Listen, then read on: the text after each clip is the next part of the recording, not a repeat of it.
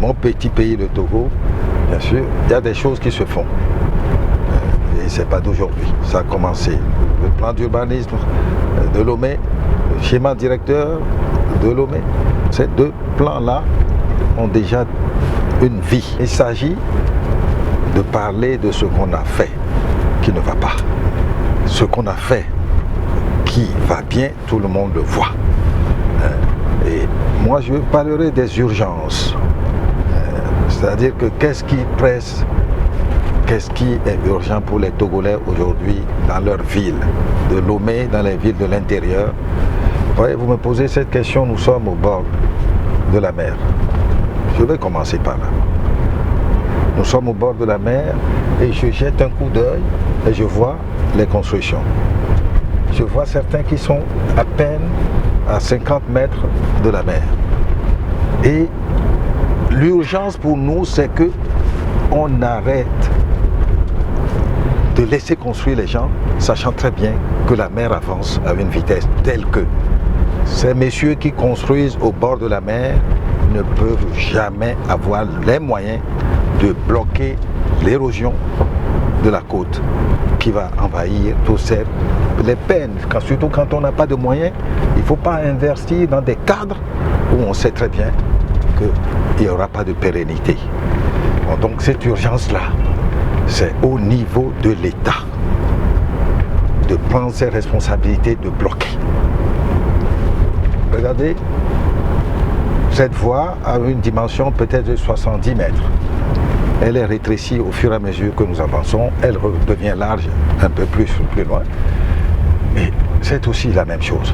Vous imaginez, si vous faites un tour là, vous allez voir des maisons qui sont déjà dans l'eau. Ce n'est pas un phénomène uniquement togolais. Il s'agit pour nous au moins de prévenir, c'est-à-dire qu'on n'aille pas construire dans des zones qui seront plus tard sinistrées. Une route, je marche sur la route, je vois quelqu'un qui construit à peine à 5 mètres du goudron, à peine à 8 mètres. Alors demain, je sais que cette voie aura 40 mètres de large minimum. Donc l'urgence veut que l'on se préoccupe d'aider ces gens-là à leur expliquer, attention, vous ne pouvez pas construire là, vos maisons seront démolies. La voie quitte Lomé, déjà nous sommes à 70 mètres et c'est un axe international, on doit tout faire et c'est le plus facile. La prévention en matière d'urbanisme est plus facile. C'est pour ça que je reviens maintenant à ces schémas, ces plans d'urbanisme qui prévoient, pas pour 5 ans, 10 ans, mais qui prévoient parfois, pourquoi pas, pour 50 ans. Nous voyons encore des villes centenaires, beaucoup de villes centenaires dans le monde. Le Togo, les moyens qu'ils ont, c'est surtout les ressources humaines qu'il faut renforcer. Quand on forme une centaine d'architectes, on doit vérifier, est-ce que c'est... Mais ces gens-là, qu'est-ce qu'ils sont au chômage? Est-ce qu'ils sont tous efficaces sur le terrain? Qu'est-ce qui se passe? Vous imaginez un jour si on donnait à tous les jeunes professionnels, chacun, le petit pouvoir de s'occuper d'un morceau de ce bras-là que nous sommes en train de voir devant nous, qui longe la mer. L'avenir sera radieux parce que ces gens-là auront pensé les espaces. Tout ce qu'on voit là, de gauche à droite, seront pensés. Le drame que ça prépare quand nous ne réagissons pas, nous ne faisons pas de la prévention, c'est que là, on aura géré la pagaille. On dira, mais les générations passées, là, qu'est-ce que nous avons fait? Nous serons responsables. Donc voilà pour les urgences de l'urbanisme, surtout de l'habitat. Ne pas laisser construire quand on sait que là où on construit, ce n'est pas possible pour demain. Je reviens à Lomé. Vous voyez, Lomé a un site merveilleux. Un site urbain merveilleux. Nous avons la chance d'avoir une belle mer avec une belle plage. Nous avons une des meilleures plages de la côte. bon sable et avec une possibilité d'organisation touristique pour l'avenir. Il y a parfois certaines côtes, la petite forêt va jusqu'à la mer. Nous, ce n'est pas le cas. Le Togo, le Bénin et une partie du Ghana, nous avons cette chance que la forêt s'arrête un peu avant la mer. Et donc, tous ces espaces que vous voyez sur la route, tous ces espaces sont des terrains importants, fiables, à condition, comme on l'a dit tout à l'heure, que la protection de la côte soit faite. Je suis convaincu que les autorités de la région, de tous nos États, que ce soit Bénin, Togo, Ghana, toute la côte, ils se préoccupent de ça. Il y a des études qui ont été faites. Je suis convaincu que des banques, comme la Banque mondiale, les banques de développement, tous les bureaux d'études du monde, tout le monde sait que la planète Terre chauffe et qu'il y a beaucoup de pays qui sont victimes, comme le Togo. Donc, vous voyez, ce n'est pas la peine aussi de vous préciser que Tropicana, à moitié déjà sous la mer. Des villas, à l'heure où nous parlons, sont déjà prises par la mer. Bon, donc, la protection de la côte est un grand projet qui leur incombe pour l'avenir de cette région de l'Afrique. Lomé, je dis, est une belle ville avec un beau site et cette mer sableuse avec de belles plages. Là, l'aménagement doit être mis sous tutelle de gens avertis. Dans tous les pays qui avancent, les États organisent ce qu'on appelle les monuments civils. La protection des monuments civils confiés à des professionnels.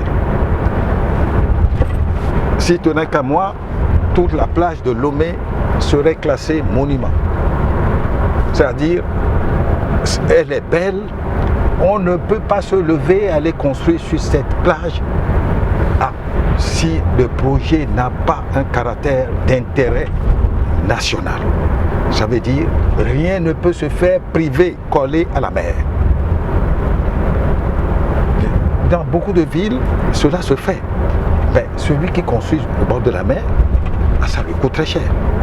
Parfois, même la plupart des États, là, ils ne laissent pas la propriété individuelle comme ça. On vous loue l'espace. Le moment venu, les travaux d'intérêt public priment sur les travaux privés de construction d'habitats ou d'hôtels, etc. Bon, donc, vous voyez, Lomé a cette plage que nous devons tout faire pour sa protection, pour l'avenir de nos enfants, ceux qui vivent à Lomé, qui respirent par ce bord de mer, et le bord de mer que nous devons réserver au tourisme. Et le tourisme, ça ne veut pas dire que les hôtels vont se coller à la mer. On doit mettre les hôtels à l'arrière-plan. Il doit permettre de libérer toute la marina et que la population qui n'a pas les moyens de construire des jardins à la maison, qui n'ont pas de piscine, pour que les Loméens puissent avoir de quoi se promener les week-ends, les samedis, tout le bord de mer. Imaginez qu'un jour, un de nos gouvernements arrive à prendre depuis Lomé jusqu'à Néhor, mais ces bailleurs de fonds, quand ils viendront admirer ça, ils viendront, ils seront là pour dire nous pouvons investir ici, nous pouvons quitter, aménager une cité touristique, etc. Les promoteurs du Tropicana dans le temps, mais ça a été le motif d'implanter, c'était une plage vierge et ils se sont installés.